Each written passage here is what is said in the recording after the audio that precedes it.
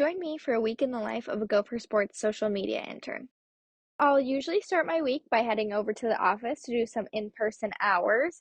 Our office building is actually located in Bierman Athletic Facility, or as some people call it, Athletes Village. It's a really beautiful new building that we are really lucky to be able to work out of, and it makes going to work really easy. So here I am just getting here for the day, swiping in as always to get into the building. And once we're in the building, we'll swipe in again to get into the office area. And this area is home to all the athletic communication staff as well as all the social media staff and interns. So one of the first things I'll usually do is look at our sign-up sheet for the week just to remind myself what games I have that weekend and what I have coming up. No week is ever quite the same when it comes to working game days.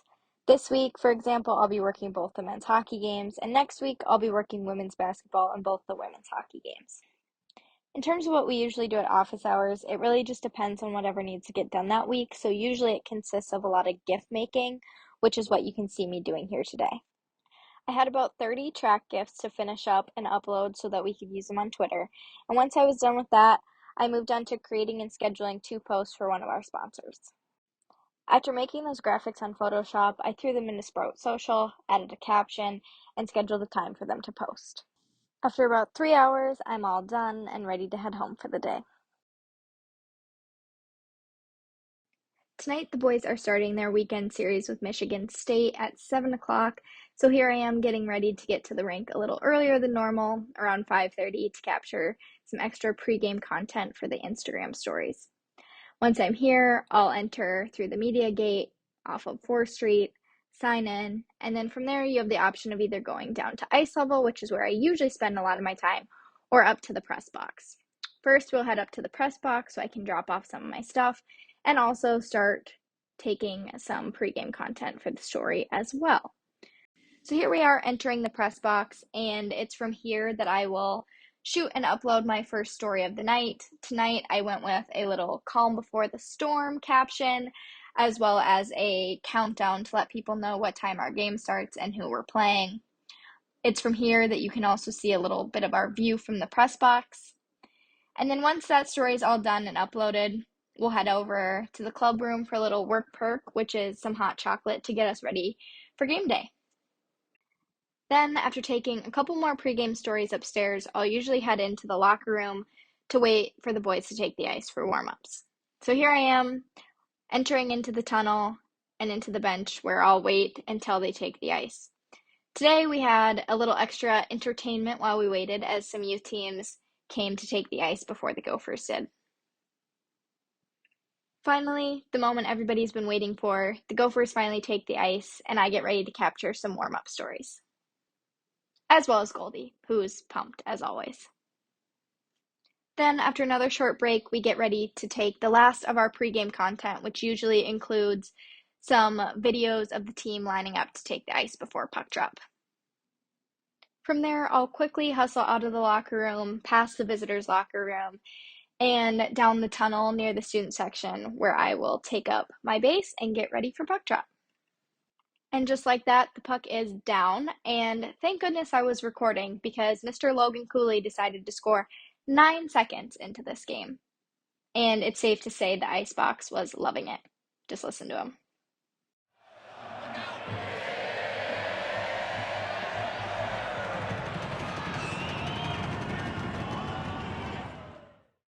So right in front of the student section, right on the glass behind the net that we shoot at twice is pretty much where I will stay most of the night, just waiting for goals like this to happen and to capture reactions like this.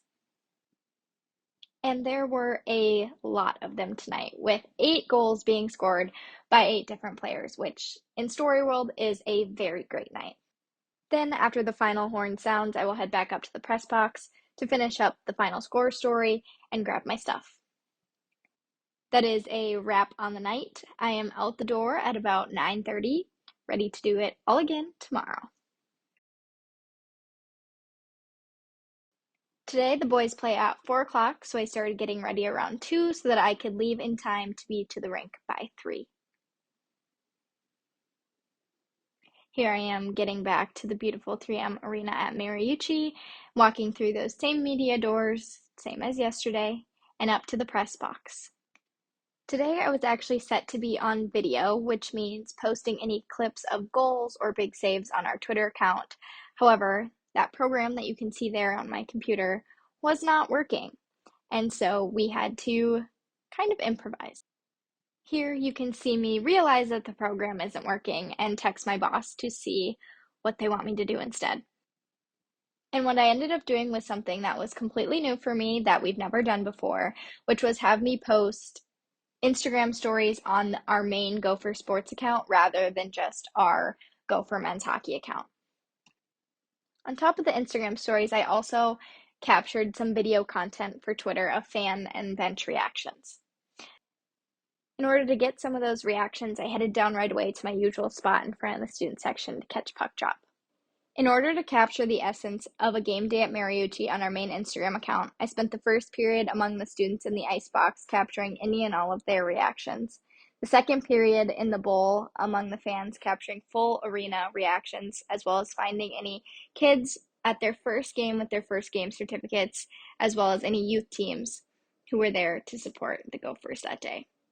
Then finally, for the third period, I made my way into the tunnel and into the bench for my first time ever to capture some bench reactions to go on Twitter, and then finally back into the student section for the end of the game.